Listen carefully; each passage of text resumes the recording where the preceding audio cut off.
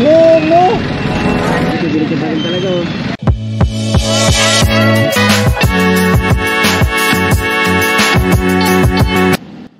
So yun, hello, what's up mga Choy and good morning. So welcome back. So for today's video, share ko lang tong nakita natin na isang jeep tsaka dalawang motor, no. Bahagi ko lang sa inyo. So yan, nakikita nyo green light pa, no. Then bigla siya nag-stop. So supposed to be dapat ihinto na lahat ng driver o motorista. So kung mapapansin nyo, ayan, red light na yan, no. So dapat itong motor tsaka itong jeep hindi na dapat aabante.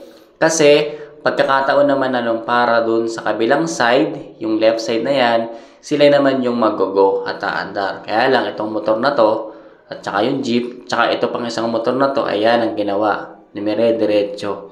So nag-cause sila ng konting traffic. So yun yung isa sa dahilan bakit nagka-cause ng aksidente, no? At saka nagagalit yung ibang motorista.